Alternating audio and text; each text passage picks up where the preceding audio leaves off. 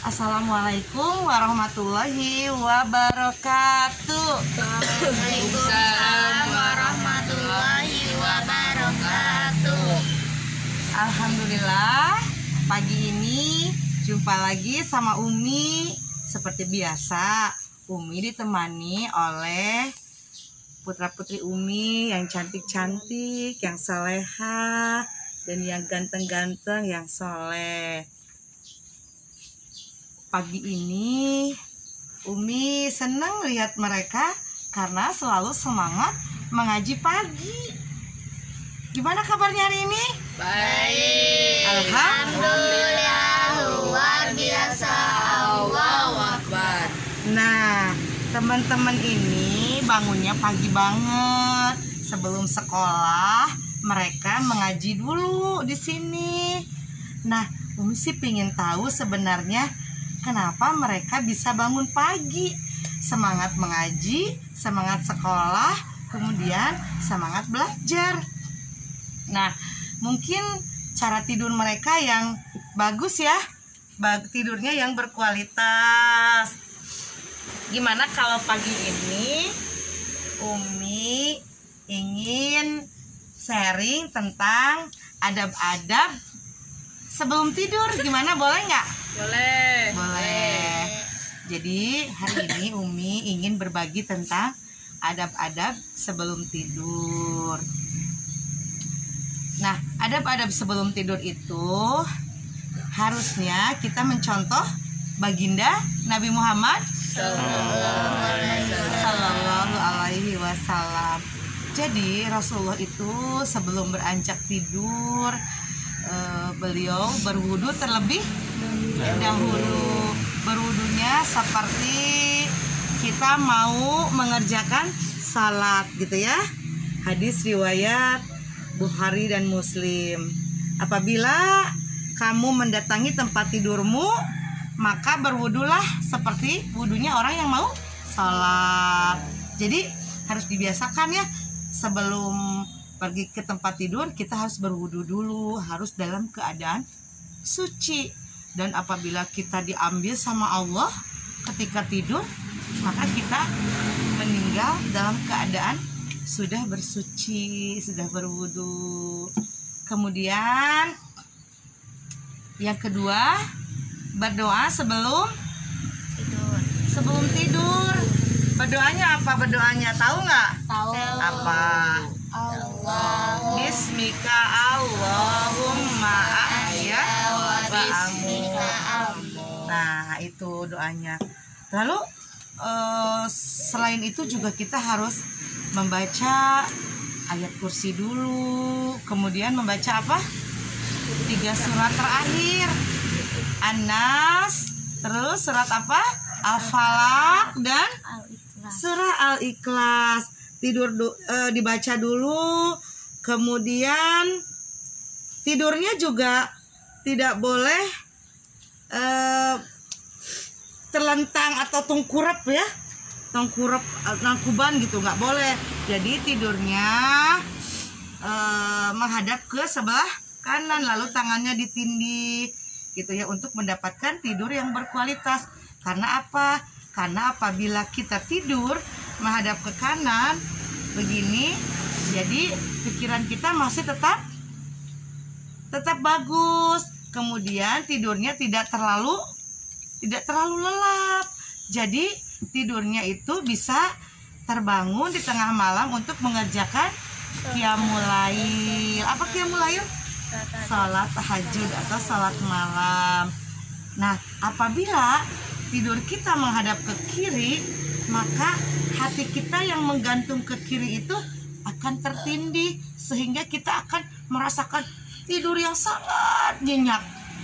Jadi karena terlalu nyenyak, jadi kita tidak bisa mengerjakan salat tahajud. Jadi tidurnya ke sebelah mana? Kanan. Ke sebelah kanan. Jadi Rasulullah itu tidurnya ke sebelah kanan. Lalu apalagi coba? Selain itu apalagi? Selain berbaring ke sebelah kanan, membaca doa sudah. Kemudian ya tidak tengkurap, tidurnya harus di awal malam, jangan bergadang terlalu malam. Kalau bergadang terlalu malam, nanti pagi-paginya tidak segar. Pagi-paginya tidak bangun pagi, sholat subuhnya nanti kesiangan.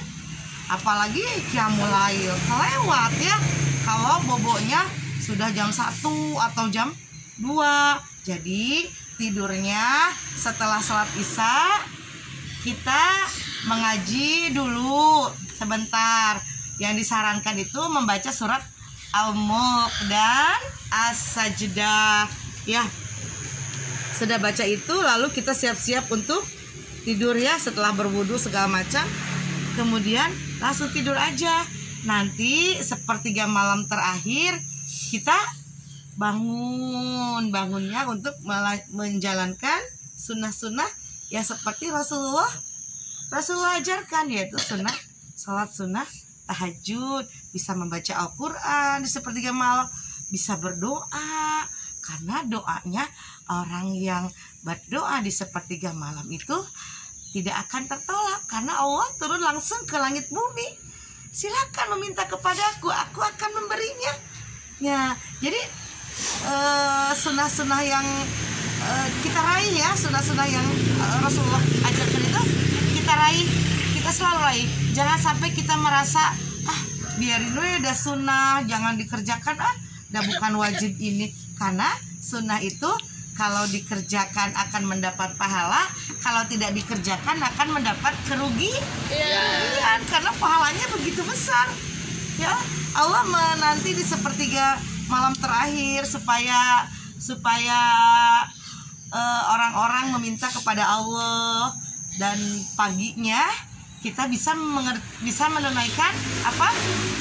Cari ilmu karena Allah. Pagi-pagi kita mengaji pagi sebelum pergi ke sekolah untuk menguatkan apa? Pondasi kita dalam hati. Anak-anak kecil sudah pagi-pagi sudah mengaji.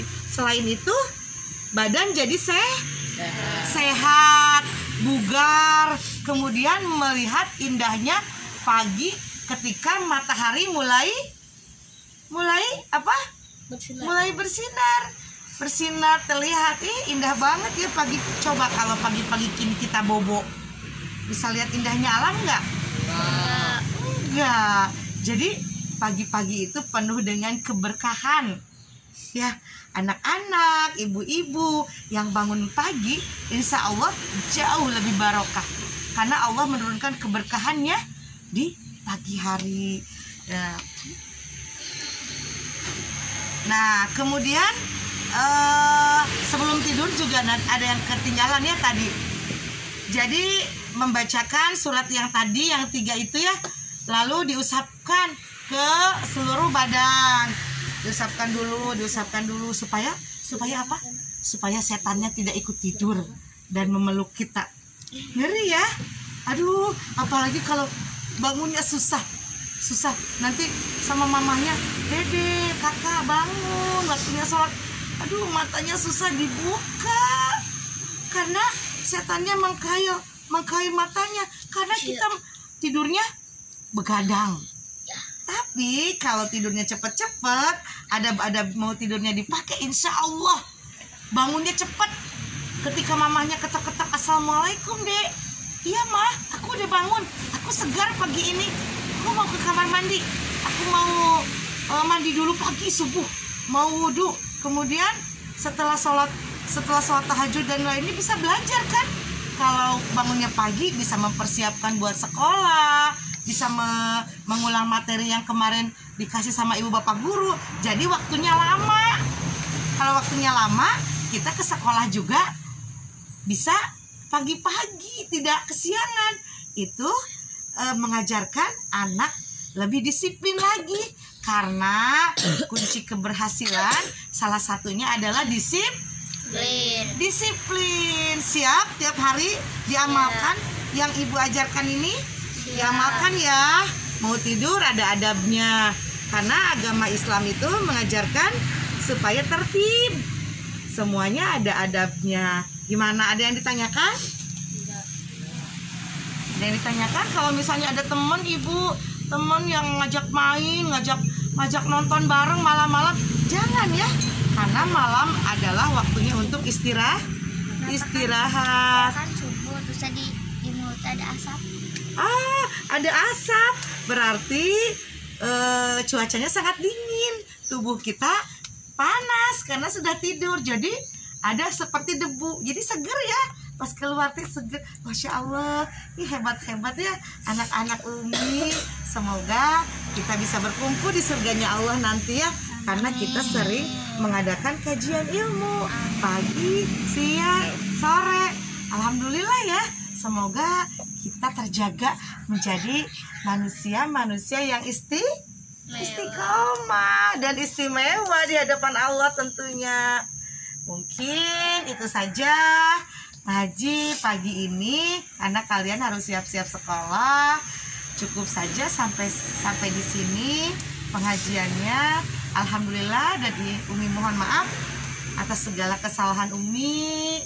Kesalahannya dari Umi yang baik-baiknya diambil karena itu adalah dari Allah dan dicontohkan oleh Rasulullah SAW. Alhamdulillah, wassalamualaikum warahmatullahi wabarakatuh. Waalaikumsalam warahmatullahi wabarakatuh.